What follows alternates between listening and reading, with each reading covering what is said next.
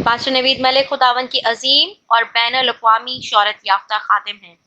آپ کی اردو اور انگریزی میں کتب، عہد جدید کی تفسیر، یوٹیوب پر 1000 کے قریب پیغامات، کئی مشکل ترین سوالات کے جوابات اور بائبل مقدس کے مفت آن لائن کورسز کے لیے وزٹ کیجیے www.newlifeinstitute.org۔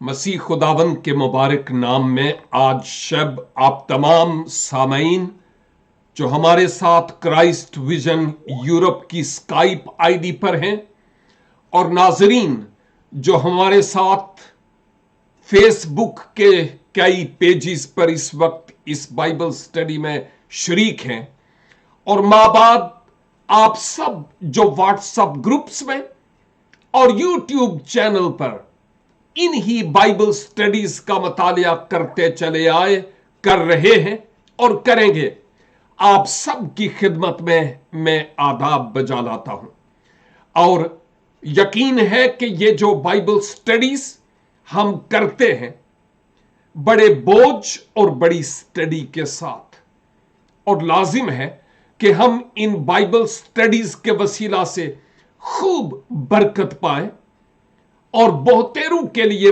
برکت کا سبب ٹھہرنے والے بھی ہو سکیں۔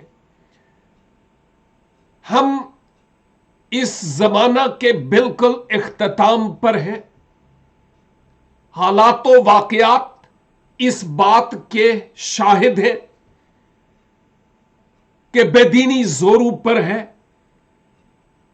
علامات مسیح خداوند کی آمد ثانی کی طرف اشارہ کرتی ہیں کہ وہ ہونے کو ہے، اور ہم مبارک لوگ ہیں کہ مسیح خداوند کی آمد ثانی سے پیشتر ہم بائبل مقدس کی سب سے آخری کتاب جو نبوتی کتاب ہے، آنے والے حالات سے متعلق ہمیں آگاہ کرتی ہے، اور ہمارے لیے اس کا اس وقت مطالعہ کرنا میں سوچتا ہوں کہ بہت ہی ضروری اور اہم ترین بات ہے، اور ہم خداوند کا شکر ادا کرتے ہیں کہ ان گزری بائبل سٹڈیز کے ذریعہ سے ہم برکت پائے اور الرٹ ہوئے، اور روحانی طور پر ہم اپنے آپ کو کچھ بہتر بنانے والے ہو سکے، اور کافی انفارمیشنز یعنی معلومات بھی خدا کے کلام کے مطابق ہمیں ملی ہے۔ مکاشفہ کی کتاب جو در حقیقت خداوند یسوع مسیح کا مکاشفہ ہے، لیکن یوحنا عارف کی معرفت، یہ عرفان کی باتیں لکھی گئی، تحریر کی گئی تاکہ میں اور آپ ان سے فیضیاب ہو سکیں۔ 18 باب میں ہم ہیں اور پہلی 5 آیات پر اس سے پیشتر ہم غور کر چکے ہیں۔ آج اس 18 باب کی میں 6 اور 7 2 آیات پر بات کروں گا، لیکن بہتر ہوگا کہ میں 4 آیت کو ساتھ لے چلوں، کیونکہ یہاں پر لکھا ہے، مقدس یوحنا فرماتے ہیں کہ پھر میں نے آسمان میں سے کسی کو یہ کہتے ہوئے سنا کہ اے میری امت کے لوگوں، اس میں سے نکل آؤ تاکہ تم اس کے گناہوں میں شریک نہ ہو، اور اس کی آفتوں میں سے کوئی تم پر نہ آئے، کیونکہ اس کے گناہ آسمان تک پہنچ گئے ہیں اور اس کی بدکاریاں خدا کو یاد آ گئی ہیں۔ گزرے ہفتے ان 2 آیات پر ہم نے بات کی، اور زمانے کے جس ٹائم پیریڈ سے متعلق ہم بات کر رہے ہیں، وہ جب مسیح خداوند اب آنے کو ہے اور کلیسیا کو آسمان پر لے جائیں گے۔ زمین پر 7 سالہ مصیبت کا زمانہ ہوگا، اور اس مصیبت کے زمانے کے اختتام پر جب مخالف مسیح بڑی کثرت سے اور زوروں پر کام کر رہا ہوگا، اس وقت سے متعلق ہم سیکھ رہے ہیں۔ اس 17 اور 18 دونوں ابواب میں بابل کے زوال کا ذکر ہے، اور میں نے کہا تھا وہ قدیم بابل تو اب جاتا رہا، لیکن عالموں کے سٹڈی اور مطالعہ کے تحت ایک نیا بابل پھر سے تعمیر ہوگا، این اسی جگہ پر تو نہیں کیونکہ اب وہ جگہ پیچھے ہٹ گئی، لیکن اسی خطے میں تعمیر ہوگا، اور مخالف مسیح اپنے ہیڈ کوارٹر کو روم کی اس پرانی سلطنت سے منتقل کرے گا وہاں پر، اور یوں وہ کرے گا جو خدا کے کلام کے منافی ہے اور خدا کے کلام کے مطابق نہیں ہے۔ اس کے ساتھ ہی ساتھ میں آپ کی خدمت میں یہ بھی عرض کرتا چلوں کہ بابل دو طرح سے زوال پذیر ہوگا۔ ایک تو جو مذہبی اور سیاسی نظام اس نے تیار کیا ہوگا 10 یورپی یونین کی بادشاہتوں کو پیچھے لگانے کے لیے، اور بھی ہو سکتی ہے، لیکن یہ عالموں کی سٹڈی کی بات میں کر رہا ہوں۔ اور اس کے بعد اقتصادی اور مالی طور پر پیسہ کے اعتبار سے بابل کو زوال ہوگا، تو ہم اس اقتصادی اور مالی طور پر زوال سے متعلق اس وقت ہم مطالعہ کر رہے اور سیکھ رہے ہیں۔ اور پھر جب ہم ان 2 آیات کو دیکھ چکے تو ان میں مقدس یوحنا کہتے ہیں کہ ایک فرشتہ کی آسمان سے ایک آواز سنی ہے، اور وہ ایک بلاہٹ تھی خدا کی امت، خدا کے لوگوں کے لیے، کہ نکل آؤ ان لوگوں میں سے، یعنی بابل میں سے نکل آؤ۔ اور ہم نے خوب گزری دفعہ اس بابل سے متعلق بات کی تھی کہ بابل سے نکلنے سے کیا مراد ہے، اور آج میرے لیے اور آپ کے لیے جب ہم خدا کے کلام کا مطالعہ کرتے ہیں تو کیا اس میں خدا مجھے اور آپ کو بھی کسی بابل سے نکلنے کی بات کر رہا ہے کہ نہیں؟ ہم نے اس پہلو پر خوب سیر حاصر بات کی تھی، لیکن پھر جب ہم ان اگلی آیات کو دیکھتے ہیں تو پتہ چلتا ہے کہ خدا اس لیے اپنے لوگوں کو کہہ رہا ہے کہ اس بابل سے نکل آؤ۔ یہ اس وقت کی بات ہے، مصیبت کے زمانے کے اختتام پر مخالف مسیح کا ظہور، اور اس وقت اس کا راج ہوگا۔ اسرائیل میں سے جو خداوند یسوع مسیح پر ایمان لائیں گے، اور ایون جو پیچھے رہ گئے تھے ان میں سے بھی، اس کٹھن اور مشکل وقت میں جس کو مصیبت کا زمانہ کہا جا رہا ہے، اس زمانے میں ایون اس کے اختتام پر مخالف مسیح کا زور اور گناہ اس قدر عروج پر ہوگا جس کو روحانی طور پر بابل سے تشبیہ دی گئی،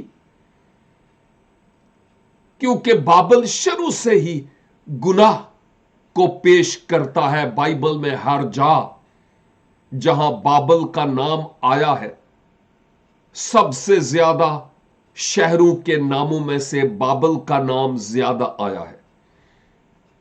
माबाद यरूशलेम की बात हो रही है। लेकिन जहां कहीं भी बाबल को याद किया गया, मुस्बत और पॉजिटिव और अच्छे माना के एतबार से नहीं, बल्कि नेगेटिव पहलू के एतबार से बाबल को याद किया जा रहा है। और ने कहा है कि खुदा अब उस बाबल पर अपना कहर और अपना गजब उंडेलने को है, क्योंकि उसकी बदी और उसका गुनाह खुदा के हुजूर आसमान तक पहुंच गया है। और आज के लिए जो आयत है 6, खुदा अपनी उस वक्त की उम्मत के लोगों को, जो उस वक्त बकिया के तौर पर मुसीबत के जमाने के इख्तिताम पर होंगे, ख्वाबों पीछे रह जाने वालों में से ईमान लाने वाले होंगे या इसराइलियों में से होंगे, उन्हें खुदा अपनी उम्मत कह के पुकारता है और कहता है, जैसा उसने किया वैसा ही तुम भी उसके साथ करो और उसे उसके कामों का 2 चंद बदला दो। जिस कदर उसने प्याला भरा, तुम उसके लिए दुगना भर दो। यह सिर्फ एक आयत है, यानी 6ठी आयत की बात कर रहा हूं। और 7वीं आयत, जिस कदर उसने अपने आप को शानदार बनाया और अय्याशी की थी, उसी कदर उसको अजाब और गम में डाल दो, क्योंकि वो अपने दिल में कहती है कि मैं मलका हो बैठी हूं, बेवा नहीं, और कभी गम ना देखूंगी। इन दोनों आयात पर बात करने से पहले यह कहना ज्यादा मुनासिब होगा कि खुदा इस फरिश्ता के वसीला से 18 बाब की 4थी आयत से 20 आयत तक गोया कलाम कर रहा है। डायरेक्ट एक ही आवाज और एक ही चैनल से मैसेज आ रहा है।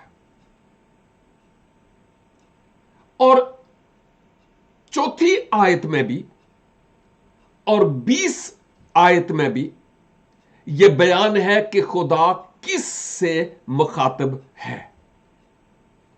4थी आयत में कि ए मेरी उम्मत के लोगों, उनमें से निकल आओ।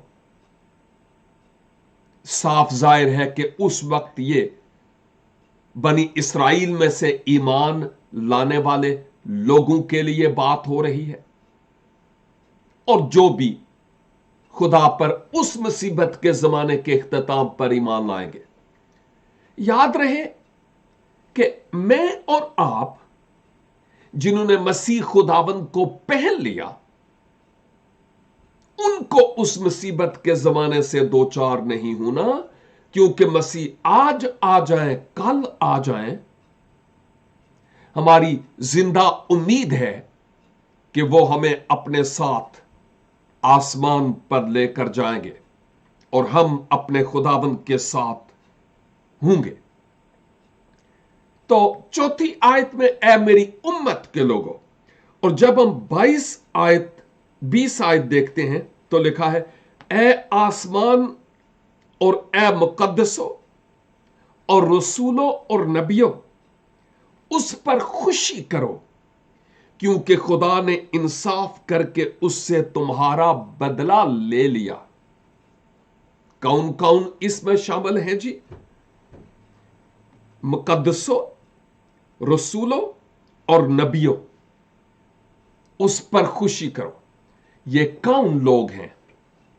ये वो हैं जिनसे मुताल्लिक हम 6 बाब की 9 आयत में और 6 बाब की 10 आयत में, मैं मकाशफा की ही बात कर रहा हूं, हम ऑलरेडी देख चुके हैं कि यह मुसीबत के जमाना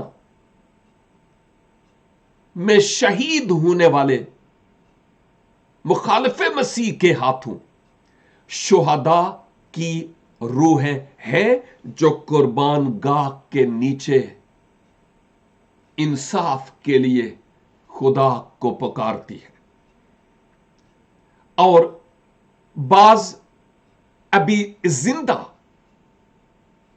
बनी इस्राइल में से यहूदी ईमानदार होंगे जो पुकारते हैं इंसाफ के लिए, हमारे खून का इंसाफ। तो देखिए कि जब वो एहतजाज करते हैं, क्यों ना मैं इन आयात को तलावत कर लूं, क्योंकि आपके जहन में बात और ताजा हो जाएगी कि इन आयात में क्या लिखा है। मुकाशफा 6 की 9 और 10। और जब उसने 5वीं मोहर खोली तो मैंने कुर्बान गाह के नीचे उनकी रूहें देखी जो खुदा के कलाम के सबब से और गवाही पर कायम रहने के बायस मारे गए थे, और वो बड़ी आवाज से चिल्लाकर बोली कि ए मालिक, ए कुद्दूस व बरहक, तू कब तक इंसाफ न करेगा और जमीन के रहने वालों से हमारे खून का बदला ना लेगा।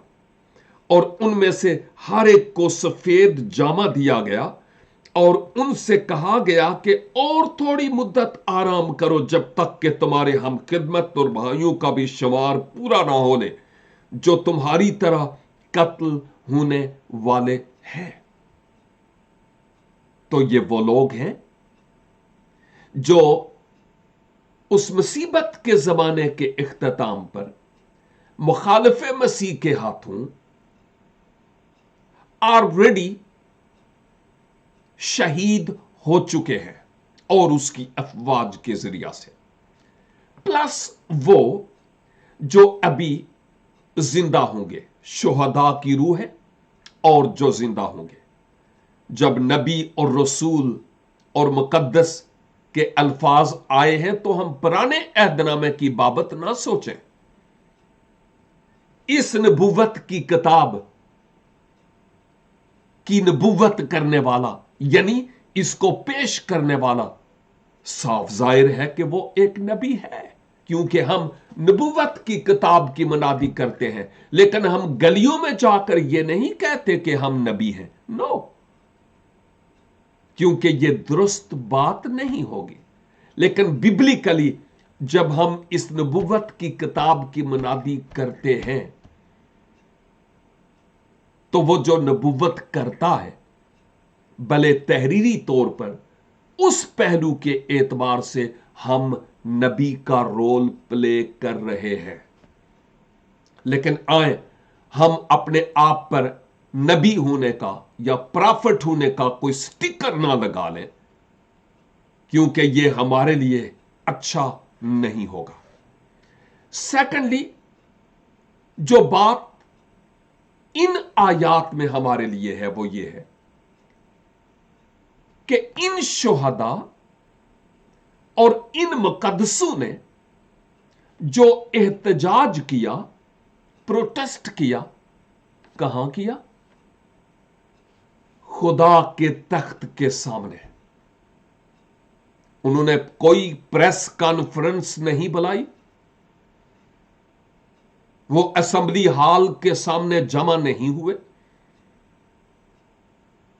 और ना ही कुछ और, बल्कि वो खुदा के हुजूर एहतजाज करते और कहते हैं, ए खुदा, हमारे खून का इंसाफ हो, बदला लिया जाए। और याद कीजिए, वो जो यहूदी बैकग्राउंड से उस वक्त होंगे, ये खून के बदला लेने की जब बात हो रही है तो हम इस बात को जाने कि वो शरीयत के मुताबिक अपना इंसाफ चाहते थे, बदला। जब हम अहदे जदीद में आते हैं, यानी नए अहदनामा में, تو وہاں بدلہ لینے کی تعلیم نہیں ہے، وہاں پر معافی کی تعلیم ہے، اور یہ کہ بدلہ لینا تمہارا کام نہیں ہے، یہ خدا کا ہے۔ تو ہمیں خدا کے تخت پر بیٹھنے کی ضرورت نہیں ہے، خدا خود تخت نشین ہے، اور وہ اپنا کام کرنا اور بدلہ لینا اچھی طرح سے جانتا ہے۔ لیکن ساتھ ہی ساتھ اس آیت میں یہ لکھا ہے کہ جیسا اس نے کیا ویسا ہی تم اس کے ساتھ کرو۔ یہ اس کون ہے؟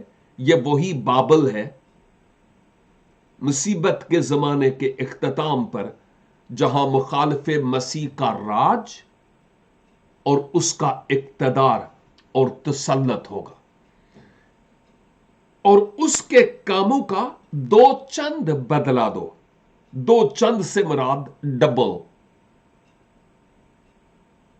اس کو ڈبل بدلہ دو۔ یہ بات ذرا غور کرنے والی ہے میرے لیے اور آپ کے لیے، کیونکہ یہاں ہم اس حقیقت کو دیکھتے ہیں کہ شریعت کے مطابق خروج 21 باب میں بھی، ایون 22 باب میں بھی، اور اس کی 4 سے 9 آیت تک، اور پھر یرمیہ 50 باب کی 15 آیت کے مطابق بھی، شریعت کے مطابق تقاضا یہ تھا کہ کئی مقامات پر جب کوئی شخص زیادتی کرتا تو اس کی جگہ اس کو دوگنا بھرنا پڑتا۔ یہ ایک کلیئر کٹ تعلیم ہے۔ میں یرمیہ 50 اور اس کی 15 آیت آپ کے سامنے رکھتا ہوں۔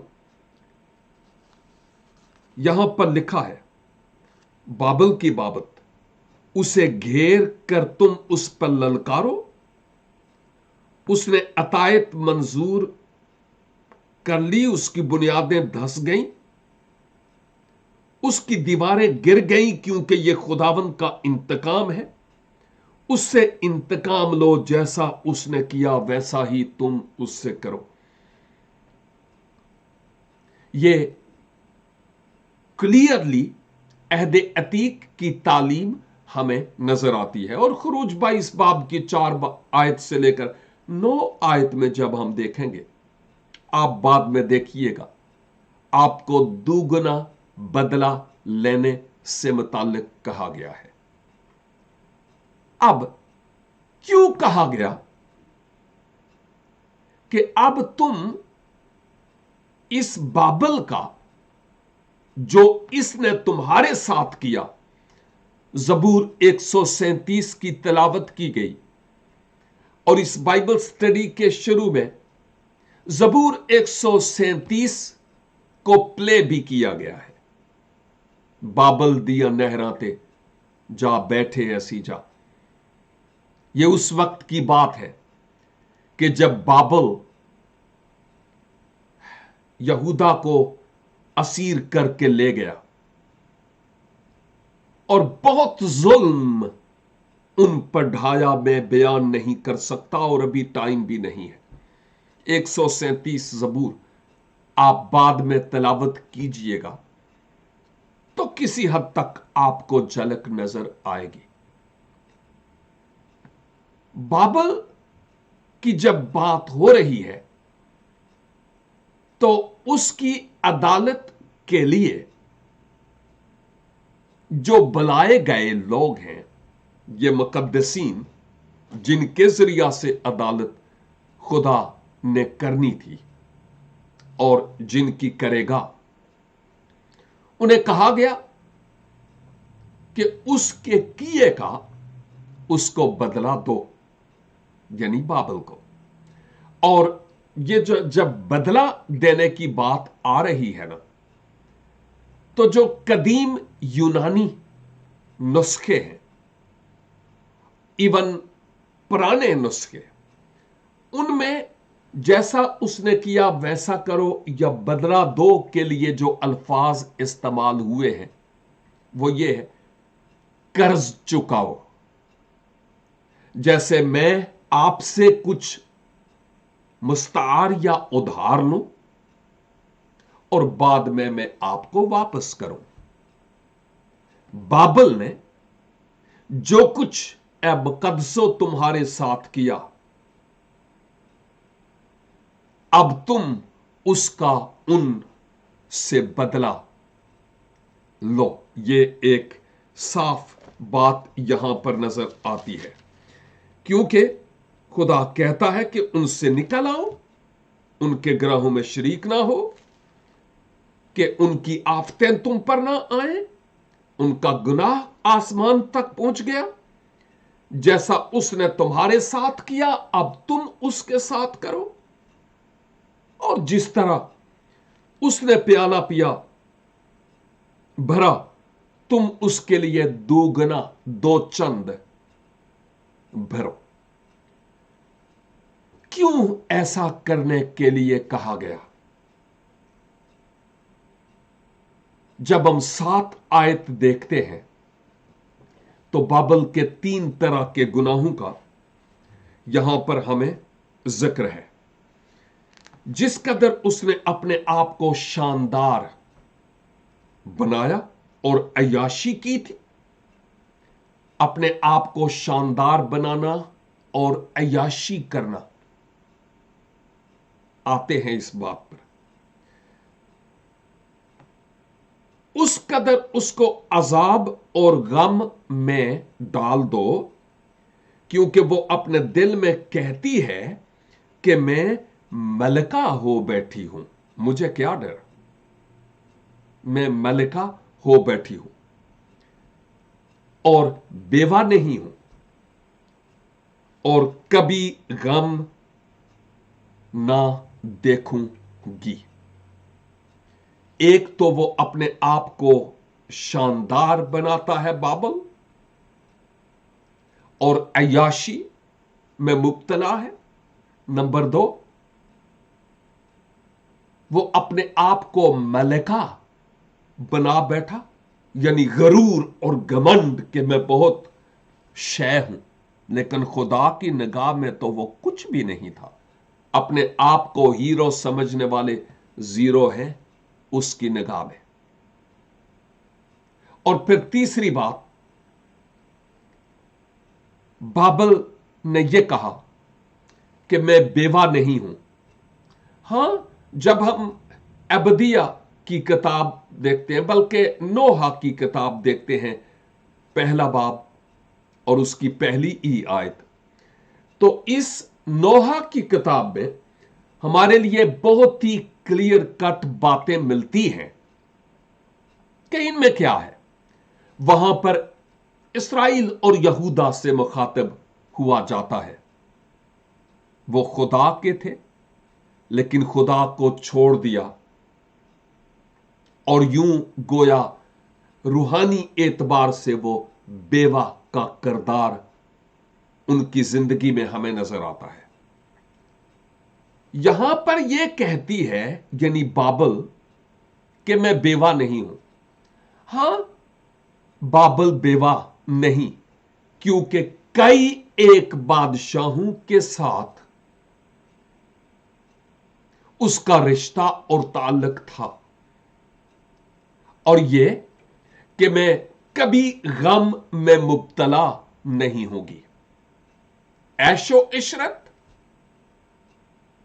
अय्याशी, गुरूर और घमंड, और यह मान करना कि मैं कभी गम में मुब्तला नहीं होगी और मैं बेवा नहीं हूं, गोया एक लिहाज से तानाज़नी की यह बात है खुदा के हुजूर बड़ा बोल। और खुदा अब उन बातों को सामने ला रहा है कि तुम ये और ये और ये और ये कहते हो, अब तुम्हारा काम तमाम होने को है। नोहा 1:1 में यरूशलेम से मुखातब होकर कहा गया, लेकिन अब यहां पर इन लोगों से, जो बाबल के लोग हैं, उनसे मुखातब होकर कहा गया है, इसलिए कि उसके शोहर बहुत सारे थे। वो जो 10 बादशाह थे और फिर वो जो मजहबी और सियासी निजाम था, अब उस सब कुछ का कला कमा होने को था। अब सब ने उसे छोड़ जाना था। अगरचे वो कहता था कि मैं बेवा नहीं, लेकिन अब खुदा अपनी अदालत और अपनी सजा का हाथ बढ़ाता है। और यूं लगता है इन आयात के मुताबिक कि बाबल का हाल उस मजहबी और फिर माबाद सियासी और इक्तिसादी और माली पहलू के एतबार से जो हाल है वो वैसा ही है इस 7वीं आयत के मुताबिक, जैसा हम मुकाशफा की किताब 3 बाब और उसकी 17 आयत में देखते हैं, जहां पर खुदाबंद लौदीकिया की कलीसिया से मुखातिब है और क्या कहते हैं, वही बात इस बाबल पर फिट आती है। यहां पर लिखा हुआ है, और चूंकि तू कहता है मैं दौलतमंद हूं और मालदार बन गया हूं और किसी चीज का मोहताज नहीं, और यह नहीं जानता कि तू कमबख्त और खार और गरीब और अंधा और नंगा है। और फिर खुदाबंद कहते हैं, मैं तुम्हें सलाह देता हूं कि तुम सुरमा ले और अपनी आंखों में डाल। हम इस हकीकत को बेहतर तरीका से जानते और देखते भी हैं कि खुदाबंद गुनाहगार की बालदार खोपड़ी को चीर डालता है।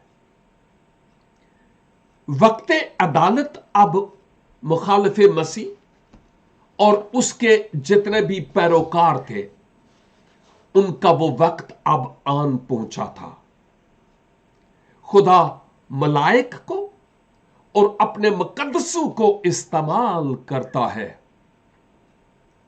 रूहानी असलाह देकर, ताकि इस मुखालिफे मसीह और उसके जितने भी चेले हैं, इस बाबल का मुकम्मल तौर पर खात्मा किया जाए। और याद कीजिए, हमारा खुदा वो है जो बादशाहों को, अगर उनको बादशाही रास नहीं आती, तो गदागर बना देता है। सालों तक वो चौपाओं की तरह चारा खाते हैं। हमारा खुदा जोर आवर खुदा है। हम उसके सामने आजिज और इनकसार हो जाएं और अपने बड़ेपन, अपने गुरूर और अपनी वो आदतें और हालतें जो खुदा को पसंद नहीं है, हम उनसे बाज आ जाएं और आए हम वो करें जो खुदावंद की मर्जी के ऐन मुताबिक हो। इस मुसीबत के जमाना से ना गुजरने के लिए लाजिम है कि अपने आप को हम अभी खुदावंद के हाथों में सौंपें, क्योंकि मां बाद ये वक्त नहीं आएगा। और इस हकीकत को याद रखें कि हालात इस वक्त भी कोई अच्छे नहीं हैं। चर्चिज बंद है, इबादत का वो निजाम नहीं है जो होना चाहिए। हम रस्मी और ट्रेडिशनल मसीही बन गए। खुदा के घर जो ईंटों और पत्थरों के बने हुए हैं वो खाली हैं। कई गिरजे म्यूजियम बने हुए हैं। इंजील के मनादों को आए दिन पकड़कर जेल में डाला जा रहा है। बेशुमार सबूत मौजूद हैं। फ्रीडम ऑफ स्पीच के नारे लगाने वाले कलीसिया के लिए और इंजील के मनादों के लिए दरवाजे बंद कर रहे हैं। यह वो मुसीबत का जमाना है तो नहीं, लेकिन ये तमाम वो ट्रेलर हैं जो असल मूवी से पेशतर हमें दिखाए जा रहे हैं। हुकूमतों में करप्शन, मजहबी निजाम में करप्शन, जर परस्ती की रूह, खुदा के घर को डाकुओं का खो बना देना। खुदा इन चीजों को कतई तौर पर बर्दाश्त नहीं करता। आए हम इस बाबल से निकल आए और खुदाबंद की तरफ रजू लाए, ताकि उसका नाम हमारे वसीले से जलाल पाए। मैं छोटी सी आप सब के लिए दुआ करना चाहता हूं। रब्बुल अफ़वाज, हम ममनून हैं इस आगाही के लिए कि हम अपने आप को देखें कि कहां हैं।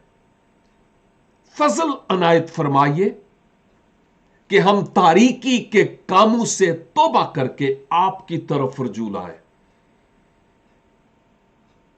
इस ऐशो इशरत करने वाले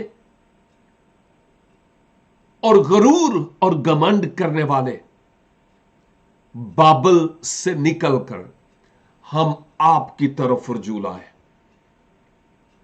और खुदावंद, जितने भी मेरे सामईन और नाजरीन में से ऐसे हैं जिन्होंने अभी तक अपना दिल, अपना तन मन आपके स्पुर्द नहीं किया, उनकी जिंदगी में आप काम करें, ताकि पाक रूह की तहरीक से उनकी सोचें और ख्याल बदल जाएं और अपने आप को आपके स्पुर्द करने वाले हों, अपने गुनाहों का इकरार, अपने गुनाहों से तौबा करने और मसीहा सलीब के पैगाम को कबूल करने के जरिया से। खुदाबंद, वो तमाम अजीज जो कमेंट्स में अपनी प्रॉब्लम्स, अपने दुख, अपनी तकालीफ और अपनी बीमारियों की बाबत लिख रहे हैं, उन सब के लिए मैं आपकी बरकत और सलामती, सेहत और तंदुरुस्ती और शिफा को मांग लेता हूं। अपने लोगों को शिफा से, बरकतों से, सुलह और इत्मीनान और खुशी और मसरत से मामूर कीजिए। यस्सु के नाम से हर लानत बरकत में बदल जाए और आपके लोगों के वसीला से आपका नाम जलाल पाए। खुदावंद यीशु मसीह नासरी के वसीला से, आमीन एंड आमीन। God bless you all. फिर मिलेंगे जब खुदावंद की पाक और मुकद्दस मर्जी होगी। तब तक के लिए खुदा हाफिज।